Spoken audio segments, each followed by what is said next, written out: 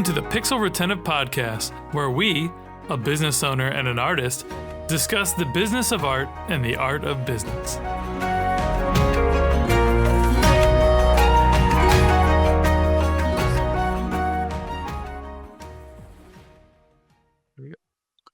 Hey friends, I'm Carl, founder of Epic Made, and I'm the host of the Pixel Retentive Podcast, where we share our thoughts on creativity, art, and business. Past guests include Alexi Fallon of Rarible, Liam Martin of Running Remote, and Ben Levy with Sell It Great. I am forever grateful for the supporters of our podcast, and as always, we are looking for more sponsors. That said, Pixel Retentive is always brought to you by the creative gurus at Epic Made. Epic Made is a team of strategists and artists who excel in visual storytelling. Our studio crafts unforgettable animations and illustrations that not only captivate your audience, but also drive tangible business results. We specialize in engaging imaginative pop culture savvy audiences with beloved clients like Nickelodeon, WWE, and sci-fi. Visit getepicmade.com and let's collaborate on your next creative campaign. All right, so with us today, we have Alex Valdivia. Did I say that right? Did I get it? Good job. Awesome. Welcome, Alex. Excited to have you. Can't wait to jump into the chat some more. Alex Valdivia. Alex is the co-founder of Alice Wonders and an experience director at the Retail Design Institute. He crafts digital experiences for brands like Nestlé, Vans, Dior, and Samsung. He helped create the world's most digital Kit Kat flagship store and led immersive activations globally, including a digital experience for Intel Brazil that increased laptop sales by 30%. That was featured in the book Digital Transformation. Awesome, Alex. It's a pretty impressive little resume you got there, man. Keep up the good work. Welcome to the show. Cool, man. So for having me, Carl. Of course, man. Yeah, I'm excited to have you. So before we jump into today's topic, I would love for our guests to get to know you a little bit better. So can you tell us how long you've been in your industry and what project you're most proud of so far? Okay. Well, it's funny. I recently made a presentation and it just came back from NRF in New York and trying to make a presentation. And I found my old certificate from an internet class I took in 1998. Internet. Yeah, internet course. And it was all you needed to know. You only needed 8 hours to know everything you needed to know about the internet back then in 98. Yeah. So I guess that's how long I've been in this industry, doing design, but also connected through technology in every way, I guess. It's hard to pick one work that I'll be proud of. I like to say I'm really thankful for all the work we have done lately, and especially since 2017. My company, we created this company to make digital in the real world, which sounded crazy. 2010, yeah, very ambitious, I guess. But 2017, we saw a shift in the market. But it was really after pandemic that things really took off, and we had been doing some wonderful work lately. And I love everything we're doing. So it's hard to pick one, and not just big things. I mean, small things, bold clients trying to innovate, and that's the spirit again. That's when we open a business. We're talking earlier. You hope for some things, and there's no doubt. I mean, hope to have bold clients that will invest in your ideas. That's awesome. That's a dream come true, no doubt. 100%, man. Yeah, I love that. So that sort of leads into what we were going to talk about today. Obviously, as bridging the physical and the digital. It sounds like that's something you guys have really specialized in. You kind of early adopters, and now we have this world of metaverses and AR and VR and all the different things. So, I'd love for you to kind of jump into that a little bit and tell us what that means to you, and maybe some cool stories about it. So, yeah, well, it was 2007. I think we saw this documentary about Arduino. I don't know if you're familiar with that. Just this piece of hardware that was the promise to make electronics affordable, and not just affordable money wise, but affordable intellectually wise. I was looking at me, if anybody could now do electronics. And we were so excited that we thought, wow, man, this is going to change the world. We're doing websites, but different websites back then.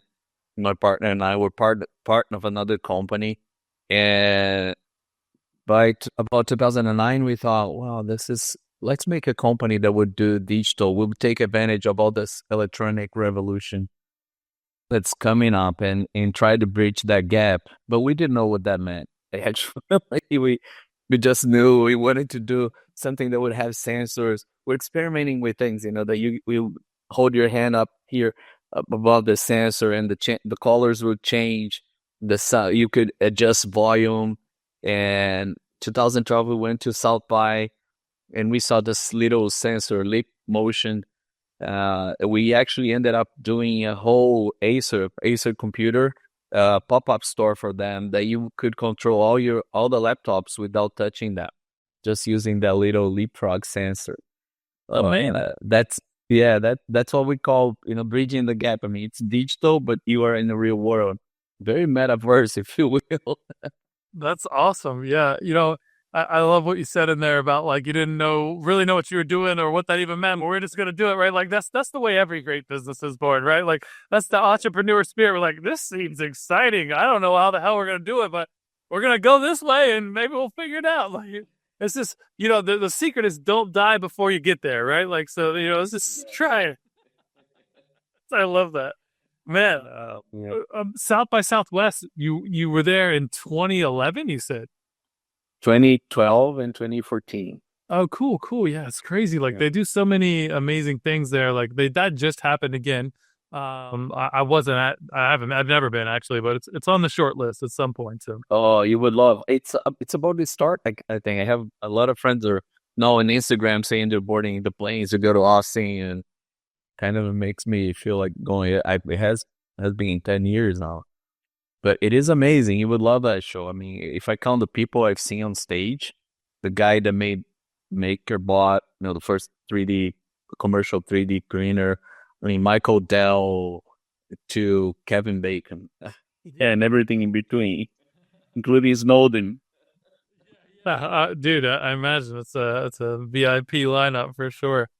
Um, so yeah, we were talking earlier, and you said you'd done some interesting stuff, and including at some point hacking your espresso machine. Tell me more about this. So yeah.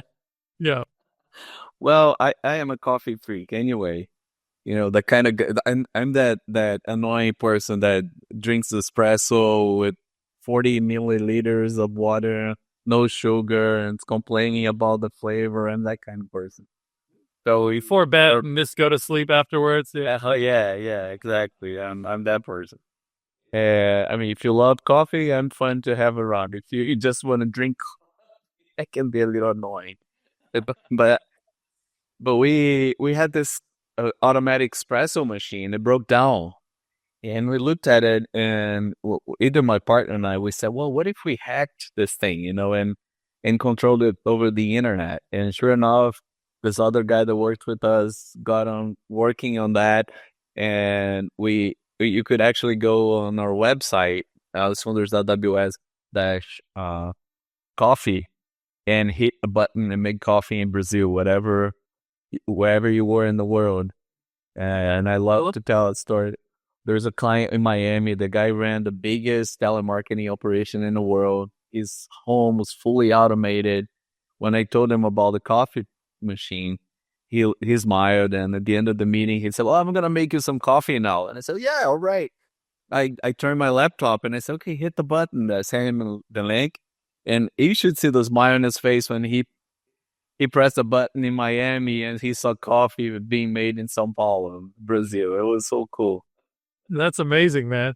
And now it's like, whenever I go out of town, I have somebody come over and watch my animals and do whatever.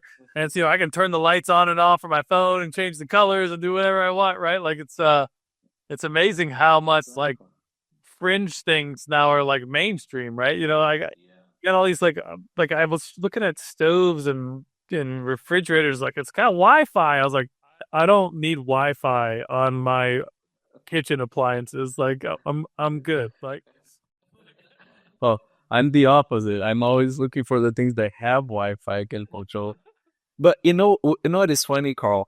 That uh, now we joke about the coffee pot, right? But then late we're able to make this prototype for the largest beer company manufacturer in Brazil. The same company that owns now uh, the ketchup brand. My goodness, and I like the Heinz. Yeah, they own Heinz now and Burger King and all.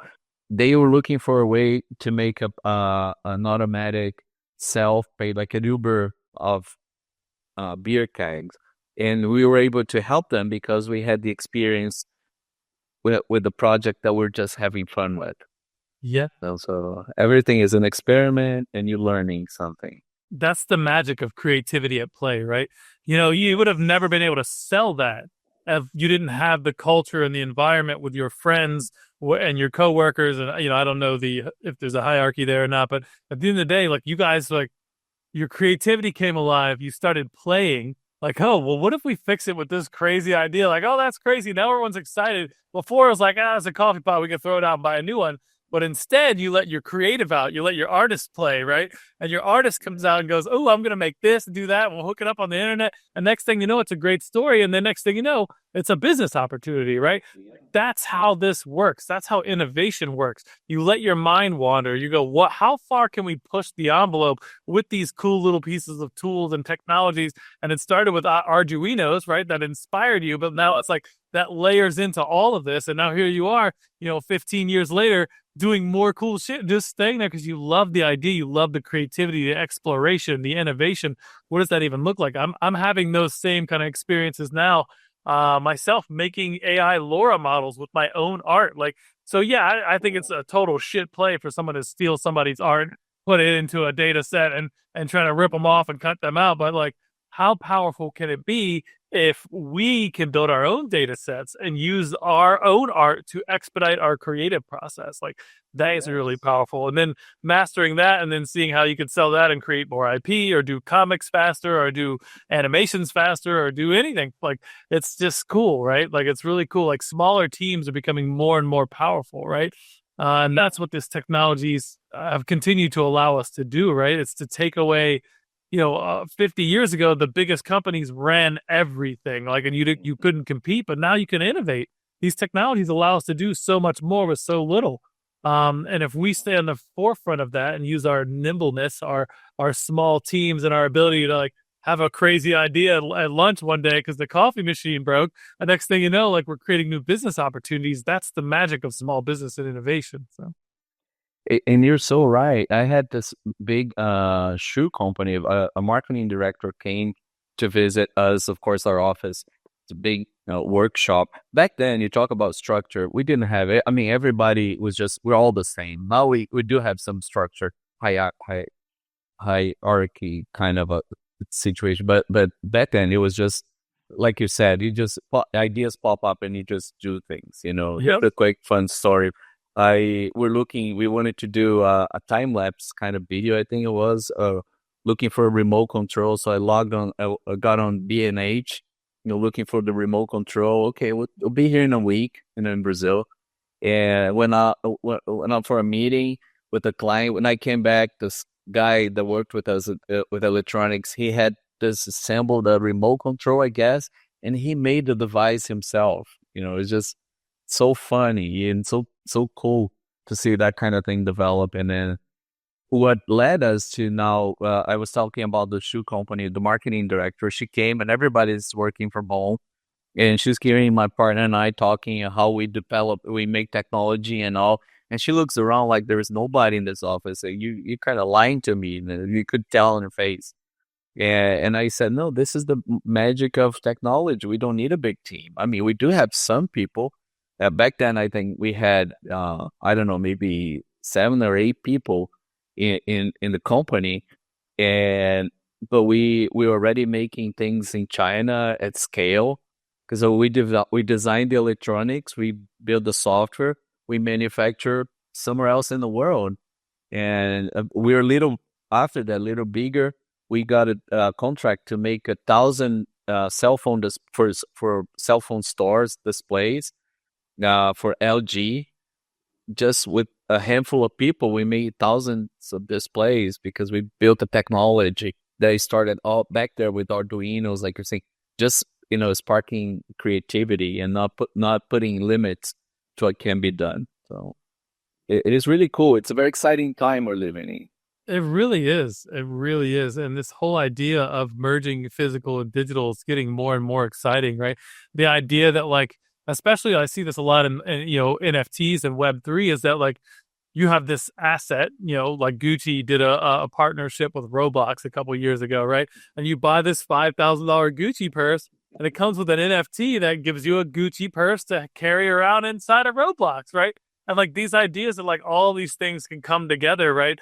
Is really powerful. Like I'm setting up right now for my artwork to be able to put NFC chips on my personal digital paintings, right? So I do a digital painting, I mint it as a one of one NFT. I do a one of one, limited edition print, and then I have an NFC chip on it that connects to the NFT, right? That's a digital to physical crossover. Like that's like just cool to like all of it is just cool. I love this stuff. I'm in the same boat with you. Just get excited about the possibilities of where we can take things because our lives are becoming so much more digital, right? When you and I were kids, like, we didn't have this kind of stuff, right? And, and now that, and then it transitioned. And I think, I might be, I don't know I have no idea how old you are, but when I was, beating video games and stuff in middle school and high school and even a little bit in elementary school, like I, uh,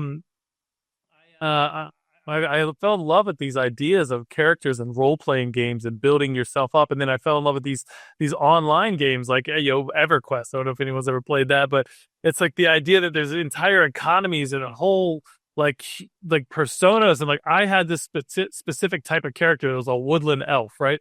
And I had so much pride in the specific armor that I had. It was like cultural elven chainmail, right? So it was the mithril elven chainmail and it had like this blue, like turquoise color to it. And I knew my dude looked way fucking cooler than everybody else's. And it wasn't even the best gear. It just looked cooler. And that has like, and this was like, in the 90s, right? So like now, fast forward to now, like people spend a lot of time on these VR games. They spend a lot of time, even just on Twitter and on your social media profiles, like people's, their icons and their the ways they represent themselves online is massively important to them. And as we start to bridge gaps and connect things from the physical world to the digital world, like I could see a future where, hey, I bought this, track jacket or this whatever, and like it comes with a thing where I can use it in Roblox or in, Sandbox or, Decentraland. I don't know what the big, I don't know what the big metaverse is right now, but, Well, I think we'll see.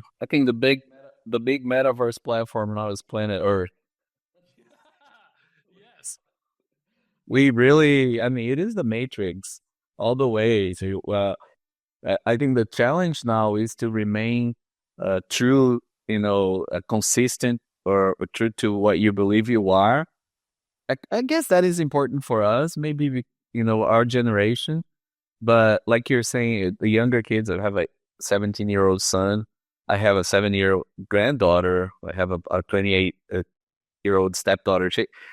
It's my son and some those younger kids. It doesn't matter what they can be one person on one platform, another personality in another one, and it is not disturbing. It's just cool. Yeah. When I try to be consistent through every platform I'm present, it's not a concern for younger generations. So it's the interesting world we're living in.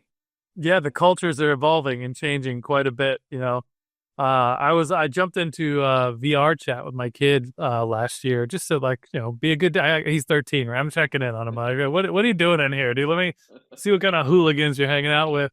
And like he brought me into this world. Like it was like a I don't know, it was an apartment that someone built in this digital kind of world, right? So it's like a chill room, right? And I was really confused what this was. I was like, what this isn't a game. Like they just literally come in here and hang out, like in their little avatars. And I walk out onto the balcony and it's like this futuristic Tokyo city, crazy lights. And like some 16-year-old kid designed this and like threw it all together. Like him and his friends all hang out there. And the walls are all covered with like posters of like anime characters and all kinds. It's really cool. And he's like, you want to watch a movie, Dad? I'm like, yeah, let's watch a movie, right? So like, when I was really getting into the internet and I was a kid, I may or may not have downloaded some songs on Napster and LimeWire and BitTorrents and all the things, right? So like I thought that was like crazy, right? Like so I get into here and we walk over to this console, like in the VR, and like they open up the thing and you can just watch anything you want, like movies in the movie theater, like any kind of show, like an insane access to this huge database of like all copyrighted content, right? Like some kids are doing, like my kid didn't make any of this, and I don't know who made this, but like he's like, yeah, what do you want to watch? And like there's a movie theater, and you go over and watch it. It's like holy shit, we have no idea what's coming. These kids are so smart. It's crazy. That blew my mind. I just didn't even know what to think about that. And I love to share that story because it's like we thought we were cool with our Napster and like downloading songs and like they're over here like streaming access to anything they want at all times. Like that's both terrifying and powerful and all of it, right? So Well, yeah, I guess. Like again, it is the Matrix. I mean, we are in a different dimension now, and things are there's no limit. I mean, I guess imagination is to the limit, right? The limitation we have, but quite often that a limitation that we impose ourselves. Because if you start thinking of everything that is possible, I mean, you have rockets that can land, like in the old movies. You have cars driving around by itself. I mean, it's just we're living it. It's happening. humanoid robots, the dogs are kind of terrifying, especially with weapons on them. Like I don't want to live in that world where we go to war with this robot dogs just running in blasted. Like I'm good on that one. I'm gonna stay on. Yeah, sorry. I saw just Figure AI released a video today of the humanoids robots sorting out, picking packages on a warehouse, just like humans. I mean, nonstop doing. It's crazy, and there's a lot of work that humans don't want to do anymore. So it's Yeah, almost there is a need for that. It's not like you know that Skynet's taking our place or anything like that. It's just there's a lot of things that we just as human beings we don't want to do anymore. And and I think technology will help us enjoy life more, even and yeah. be more productive, more profitable. I think we need to address the have and the have not situation to make sure the wealth gap doesn't continue to go like it is going. Like, but that said, yeah, in the automation industry, and the drones and robotics, and the words I hear say are that if it's dull, dangerous, or dirty, they're gonna start automating it as much as possible, right? So, like, if people die doing it, like, how do we put a robot there that'll, that's not as bad, right? And if it's like a sewer line cleaning and it's, like no one wants to actually do that. Like they'd rather have a different job probably, right? That kind of stuff. And then, Well, janitors, you got robots doing that now, and hopefully you get humans doing a better, something healthier, or it can pay them more. And there's a lot of, I mean, it's a whole other issue if we start talking about that. But the truth is, for me, I believe we don't know we cannot be certain of. You can be really catastrophic and think the worst scenario possible. I'm always on the optimistic side, but I guess nobody knows for sure. I think technology can create very amazing surprises, good surprises. It can maybe shift towards the send us to into the right direction. Let's put it that way.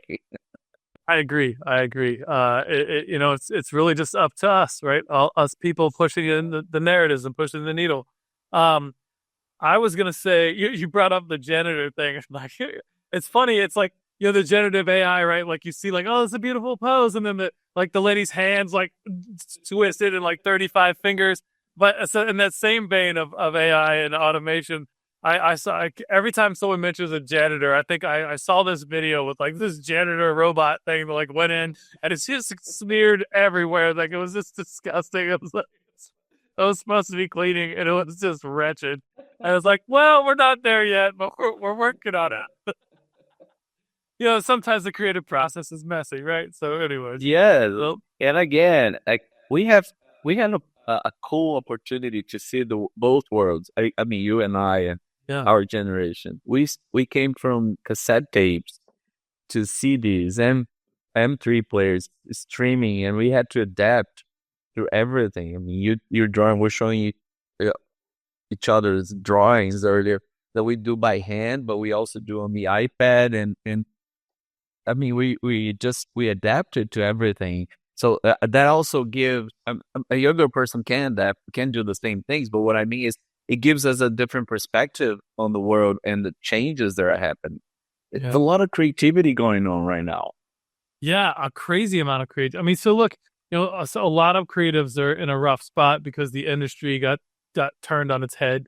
And like, there was probably a good 6 months last year where like most major companies were like, oh, we can just get AI to do it. Look, and they found out real quick that yeah, yeah. Well, the problem is the people that can really use AI are already super creative and talented artists. They know how to harness all this shit, right? Like, so it's circle back. We're having some rebounding there, which is great.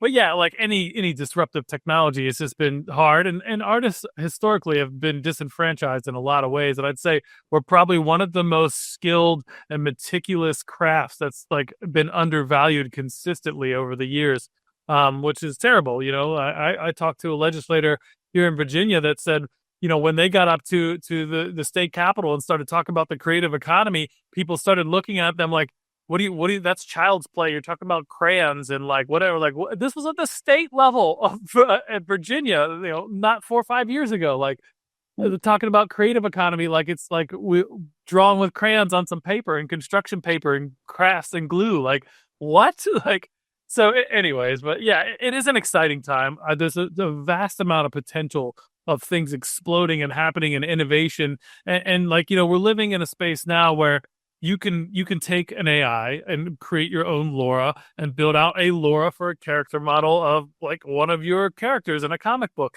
And then you could take sketches and run that through a Laura and turn those sketches into a finalized image of the person and the character that you created from your own intellectual property. And those type of expedient tools are really powerful because it allows small teams to do things like I took my whole team.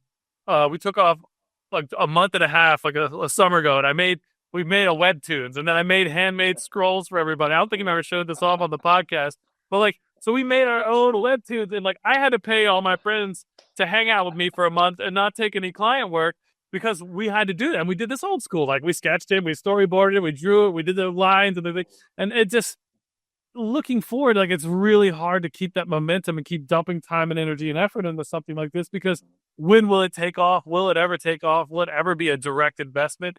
No, probably not, unless we could really flesh out a whole story and really be consistent with it. But we're too busy doing client work. Like, when are we going to take time to write our own stories and do our own stuff? And that's like the biggest thing. Like, most people get into these industries, especially in the highly, artistic side, because they love storytelling and they love these types of like creating their own comics and all that sort of stuff. But I'm hopeful that in the next 6 months I'll be able to master these technologies and use the creative play that we talked about earlier to do that sort of stuff and make more of that.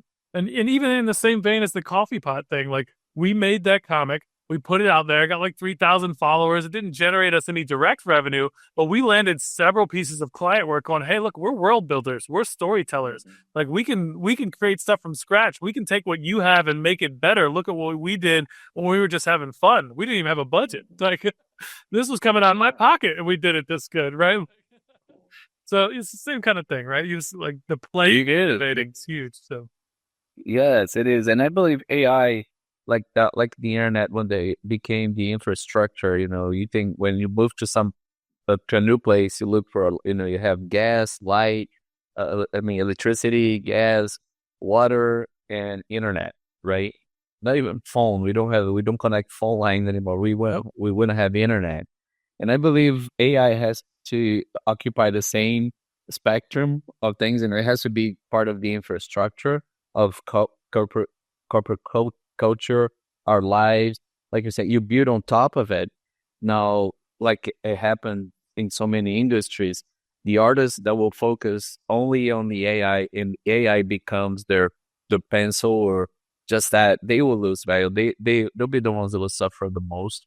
But whenever we do things like you're saying, and you use that as a platform in- to spark your own creativity and improve from there, it's only going to generate you value. There's nothing to be afraid, and you're going to be uh, building distance from the ones behind you. Yeah, absolutely. So you're an innovator and deep in the space and love technology and the digital and bridging the gap. Like, what specific things have you seen recently that you're excited about, or like that you just like are top of mind right now? Well, I'm like everybody, like every other artist, I guess. I'm really excited about the possibilities of what you can create with AI, visually speaking. I mean, a lot of what we do now, we're experimenting on creating, making videos. We make immersive experiences for clients, for real estate customers in Brazil, and they don't have the budget to go out and produce big feature films, like even 3 minute film. I mean, with open camera and everything, it's just too much money. So everybody in the industry resorted to image banks and to footage, royal free footage websites. Now, what I'm seeing is we can create things with AI and make it really, really cool. We made this one immersive experience. We had to tell the story of immigrants coming to Brazil from Japan, from Italy. Of course, they don't have footage for that, but we were able to create that with AI and animate it and make it film like, it was really, really cool. So that's one thing that I'm really excited about, trying to see that we use more of that uh, right now.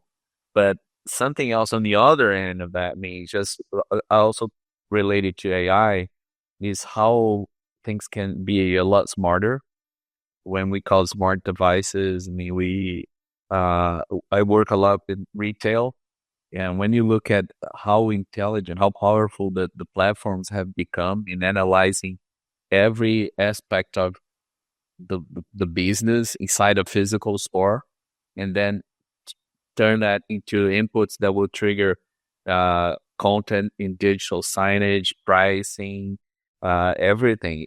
That's another really, really amazing thing. It's really, I'm bugged by those two thoughts constantly now. Same. Yeah, I See them merging mean, in the near future.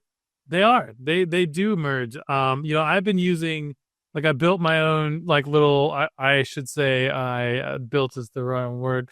I created my own GPT based on I trained it. That's the word I'm looking for. Cool. Yeah. Based on as much information as I can about my company, about my personal art studio, my life story, how I talk, all a bunch of episodes of my podcast, a bunch of episodes of my live art stream, like all the stuff, right? Cool. So now it knows like it's like when I ask it like, "Hey, what's the meaning of my life?" right? Like it tells me something that's very profound and very insightful, like better than I can articulate it myself, and it's beautiful. But it's doing what you're saying, like it's aggregating all this information that I fed it intentionally, where like it's helping me sort through some of like I'm very ADD and I'm very like impulse driven. Me too. Yeah, but this is helping me organize all of my creative chaos, and like it's just like it feels like a superpower. It feels like this tool that I can use to really showcase some of my skills and my ideas in a way that I was never going to be able to put them together without some sort of crazy either help from other people or just lots of like just more mental focus than I was going to be able to muster for the next decade or so, I'm sure. So that's really been cool. And then I can use some of that information to help me you build some of these other things. Like I've been putting my art into Chat GPT and having it describe to me what it sees in my voice so that I can use that information and those prompts to then train a LoRa model on my art so I can use more of my art. And when I prompt the LoRa model, I can do it in my voice because it's already trained on how to describe the art that I inputted it in my voice, right? So like, I wouldn't have done any of this like if I didn't have these things helping myself. Like it's I don't know, it's wild. but all the way to the other side, like the robots do sort of terrify me. Like I'm never gonna have a fucking robot in my house doing my dishes. I'm like, no, it's never happening. Like I will do it myself. Like, no thanks. That, I will, but my wife is like, she doesn't.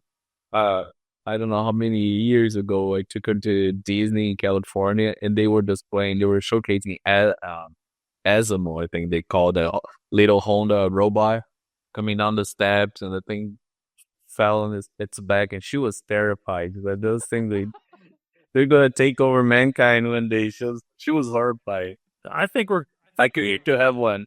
I think we are creating a new species that will like go off into the cosmos and not need us. I guess. Well, it makes total sense if you think. You send astronauts to Mars. Send robots. For Yeah. that long.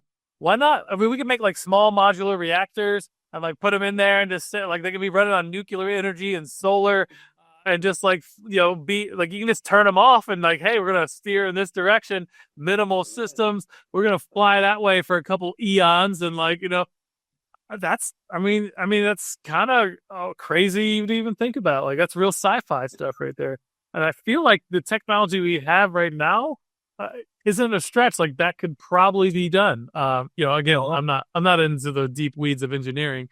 I'm more on the creative storytelling side, but Well, and we're needed. yeah, Engineers need people like us dreaming up things. it's a similar. I have to show you something. Yeah, let's see it. I had this on my desk.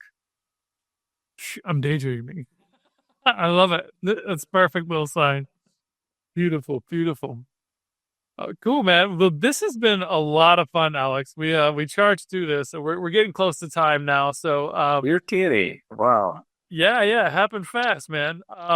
So what we always like to ask at the end of all of our shows, what is one valuable resource or mentor or a favorite client that you would like to shout out and give some love to here on the Pixel Retentive podcast? Oh, wow. I guess I'll have to compromise here and shout out to all the clients we have been having. I mean, I just had a beautiful meeting, a wonderful conversation with a new prospect, and people sometimes they ask me, how do I convince the clients to do what we do? And I actually don't have to. They come to us because they are looking for something different.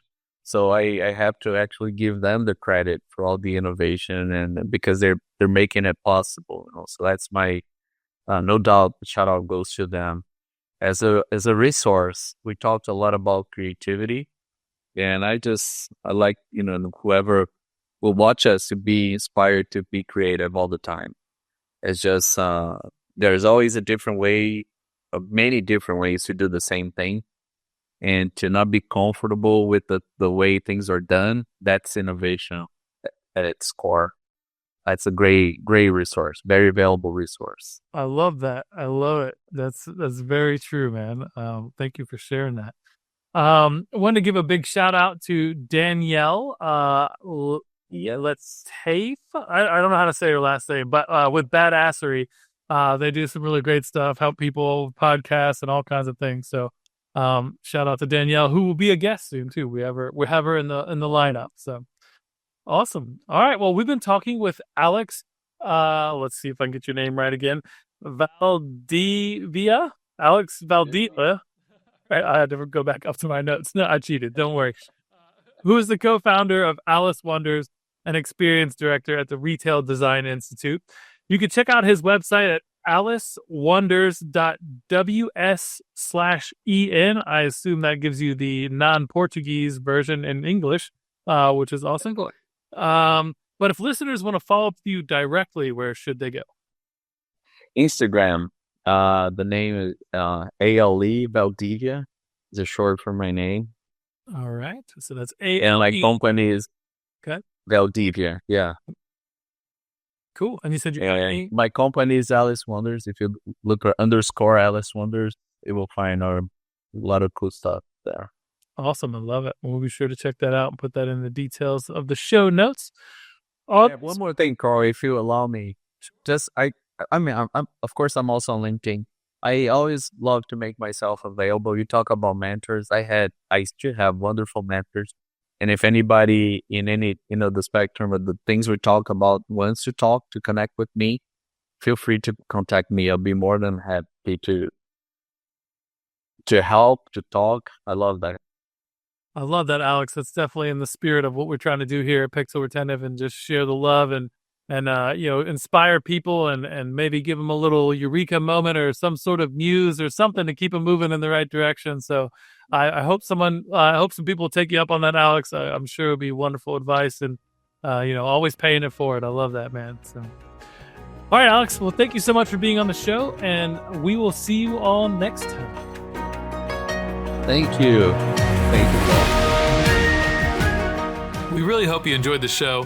Please like and subscribe to join us on our next journey through the world of art and business on the Pixel Retentive Podcast.